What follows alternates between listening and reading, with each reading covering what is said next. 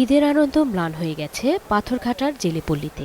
২৮ June অপহরণ করা হয় ওই গ্রামের ৮ জেলেকে। মুক্তিপণ চায় জলদস্যুরা। স্বজনদের ফিরে আসার অপেক্ষায় কাটছে প্রতিটি প্রহর। তালুকের চরদুয়ানি গ্রামের হাবিব মাঝি সাগরে মাছ ধরতে যাওয়ার আগে বলেছিলেন ঈদের আগেই ফিরবেন। খলিফার হাটের জাফর মাঝি ২ ছেলে ও মেয়েকে বলে গিয়েছিলেন এবার সাগর থেকে এসে পাথরঘাটা থেকে ঈদের বাজার করবেন। তারা কেউই ফেরেননি। তিনি বলে গেছে যে তার নাতির অনেক কিছু কেনাকাটা করে দেবেন, কিন্তু তার সাগরে লেগে গেছে। হাইতে রাতে পড়িয়া আইতে পারে না, এখন আমাকে মনে তো মেলা কষ্ট।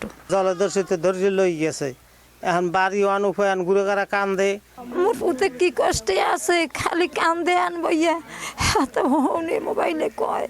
মুক্তিপণ দেওয়ার সামর্থ্য নেই তাদের পরিবারের। ঈদের দিনেও তাই হাসি নেই ওই পরিবারগুলোর মাঝে। অনেক চেষ্টা করেছি যে এটাকে একটা সমাধান দেওয়ার জন্য, অল্প স্বল্প টাকা চাইলে হয়তো আমরা একটা সমাধান দিতে পারতাম। এদিকে ঈদের দিনে ভালো নেই ভোলার তজুমুদ্দিনের অনেক মানুষ। গত ঈদও ভালো কেটেছে তাদের। ঘূর্ণিঝড় রোয়ানোর কারণে এবারের চিত্র উল্টো।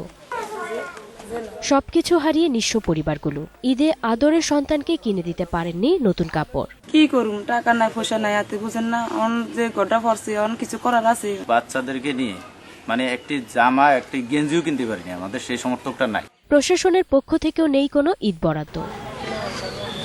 স্মৃতি মণ্ডল, ২১শে টেলিভিশন।